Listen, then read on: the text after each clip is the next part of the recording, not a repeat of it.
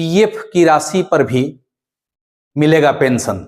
यह योजना क्या है, इसमें कौन कौन से लाभ मिलेंगे, तो उस राशि पर भी पीएफ वाला ही सालाना ब्याज आपको मिलेगा। भारी भरकम अमाउंट उनको मिलने वाला है, उस पर एक बहुत बड़ा बेनिफिट होने जा रहा है। जितने भी सीनियर सिटीजन हैं उनकी सामाजिक सुरक्षा को बढ़ाई जाए तो निश्चित रूप से जो उसका पेंशन था वह बढ़ जाएगा।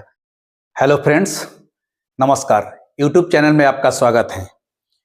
जैसा कि थंबनेल पर आपने देखा कि पीएफ की राशि पर भी मिलेगा पेंशन। इसमें ऐसी संभावना जताई जा रही है, कुछ सूत्रों के हवाले से खबर आ रही है, न्यूज के माध्यम से, न्यूज़पेपर के माध्यम से। ये एक ऐसी खुशखबरी आ रही है रिटायरमेंट लेने वाले लोगों के लिए। इसमें सरकार सामाजिक सुरक्षा को लेकर के एक बहुत बड़ा फैसला लेने जा रही है और यह फैसला उम्मीद है कि इस साल के जो पेश होने वाले बजट है उस बजट के साथ इसकी घोषणा कर दी जाएगी। यह योजना क्या है, इसमें कौन कौन से लाभ मिलेंगे, किस प्रकार का इसमें इन्वेस्टमेंट करना होगा, ये सारी जानकारी इस वीडियो में आगे आपको मिलेगी। खास करके ये जान लीजिए कि जो लोग रिटायर होने वाले हैं, तो हम लोग जानते हैं कि रिटायरमेंट का उम्र 60 साल के करीब है। तो होता क्या था पहले कि जैसे पीएफ का पैसा हमारा अंशदान कटता था, जब तक हम सर्विस करते रहे हर माह में हमारा कुछ ना कुछ अंशदान कटते रहता था और रिटायरमेंट के तिथि तक अगर हमारी उम्र 60 साल हो गई और जिस तिथि को हम रिटायर हो गए उस तिथि तक पीएफ पर हमारा जो कटा हुआ पैसा और उसमें मिलने वाले सूद सहित ब्याज को लेकर के वह पैसा हमको एक मुश्त मिल जाता था। उसके बाद हमको जो पेंशन बनता था, सरकार हमको जो हमारे कटौती पर किए गए अंशदान पर पेंशन बनाती थी, वो पेंशन भी बनता था। लेकिन अब सरकार के द्वारा यह प्लान किया जा रहा है कि जो पीएफ का पैसा निकल रहा है रिटायरमेंट के तिथि में, मान लीजिए कि अगर आप पीएफ का पैसा नहीं लेना चाहते हैं, आप अपना पेंशन जो है 60 साल के बाद, 61 साल, 62 साल, 63 साल के बाद लेना चाहते हैं, तो वैसी स्थिति में पहले क्या था कि रिटायरमेंट के तिथि के बाद पीएफ का पैसा की आप निकासी नहीं करते हैं तो आप पर जो पीएफ का सूद मिलता है वह सूद जो है रिटायरमेंट के तिथि तक ही काउंट होता है। उसके बाद जो सूद होता है वो जनरल इंटरेस्ट के रूप में मिलता है। लेकिन अब सरकार के द्वारा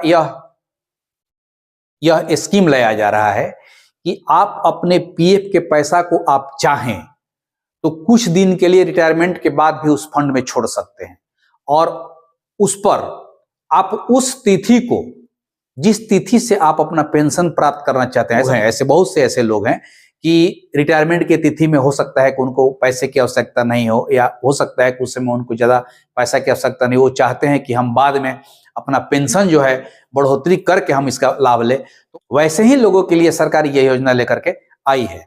तो इस योजना में कौन कौन से लाभ होंगे और कितने दिनों के बाद हम अपना पेंशन फिक्स कर सकते हैं, कितना हमारा बढ़ोतरी होगा, इस पर हम विशेष चर्चा करेंगे।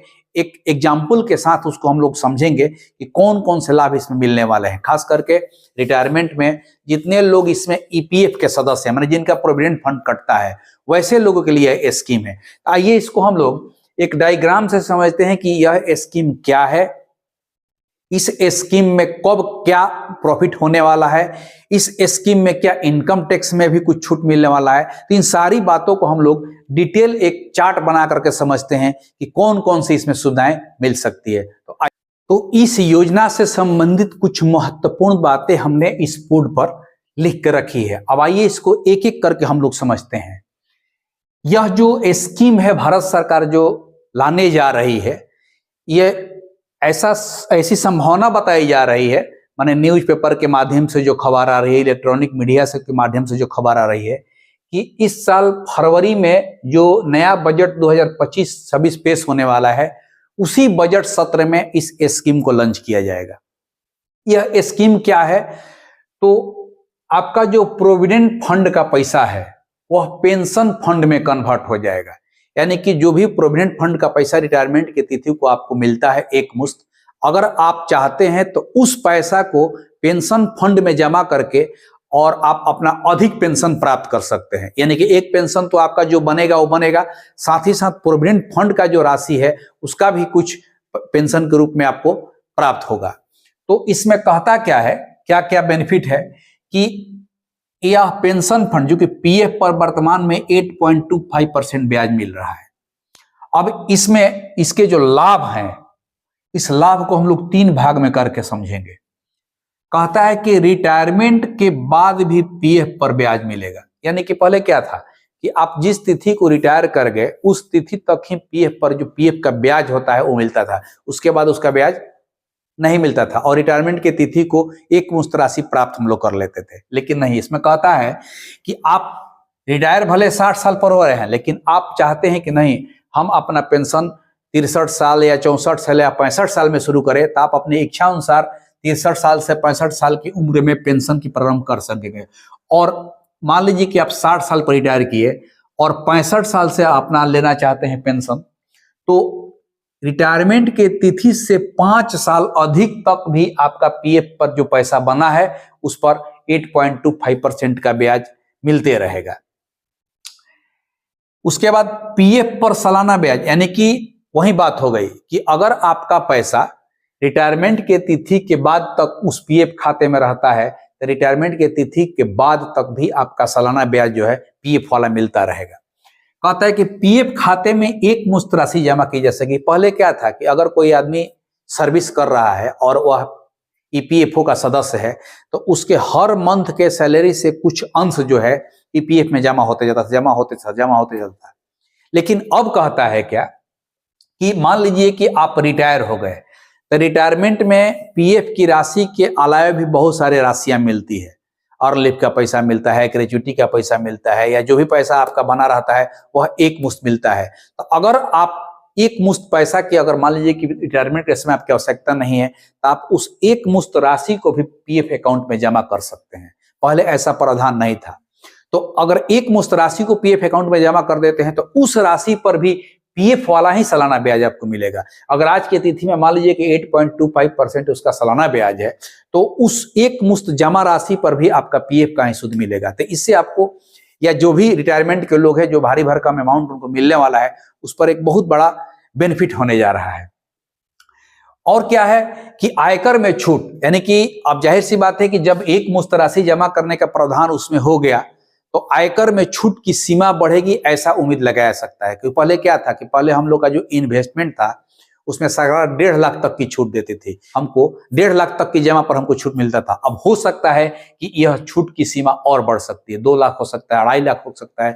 क्योंकि अब रिटायरमेंट के समय में जो कुछ भी पैसा मिलेगा वैसी व्यवस्था की जा रही है कि पीएफ खाते में एक मुश्त जमा कर सकते हैं। तो निश्चित रूप से जमा करने के लिए हमको कुछ ना कुछ, रिटायर होने वाले व्यक्ति को कुछ ना कुछ फायदा होना चाहिए। तो वैसी स्थिति में ऐसी उम्मीद लगाई जा रही है कि आयकर में जो छूट की सीमा है वह बढ़ेगी। यानी कि जो डिपॉजिट 1.5 लाख पर लेते थे हो सकता है कि वह 2 लाख हो जाए या 2.5 लाख हो जाए सीनियर सिटीजन के लिए। तो इस तरह की एक बहुत ही बेहतरीन योजना भारत सरकार के द्वारा लाई जा रही है। और यह योजना लाने का मुख्य उद्देश्य है कि जितने भी सीनियर सिटीजन हैं उनकी सामाजिक सुरक्षा को बढ़ाई जाए। तो सामाजिक सुरक्षा के बढ़ाने के कदम में सरकार के द्वारा उठाया गया एक कदम है। और ऐसी संभावना है कि इस साल के जो बजट है, नया बजट 25-26, इसमें ये बजट में लाया जाए। तो आप अगर रिटायर होने वाले हैं तो इस स्कीम को आप अपने ध्यान में रखिए।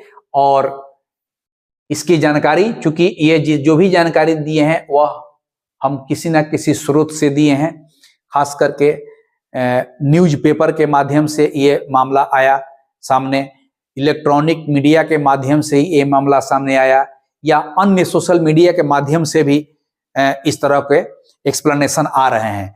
तो मैंने सोचा कि यह रिटायर होने वाले पर्सन के लिए, सीनियर सिटीजन के लिए एक बहुत बड़ी योजना है, तो हम सब्सक्राइबर को भी इस बात की जानकारी दे दें। तो यह एक बहुत ही बढ़िया पेंशन योजना है। इसमें मान लीजिए कि किसी को बहुत न्यूनतम पेंशन मिलता था, अब आज के डेट में अगर प्रोविडेंट फंड का पैसा, पीएफ का पैसा भी अगर वह इस फंड में बदल देता है, पेंशन फंड में, तो निश्चित रूप से जो उसका पेंशन था वह बढ़ जाएगा। तो जब पेंशन बढ़ जाएगा तो उस कंडीशन में एक सामाजिक सुरक्षा की गारंटी भी बढ़ जाती है। तो आप इस तरह के, अगर मान लीजिए कि यह जानकारी आपको अच्छी लग रही है और आप चैनल पर नए हैं तो इस तरह का और भी वीडियो पाने के लिए आप इस चैनल को सब्सक्राइब कीजिए, लाइक कीजिए और अधिक से अधिक लोगों को शेयर कीजिए। नमस्कार।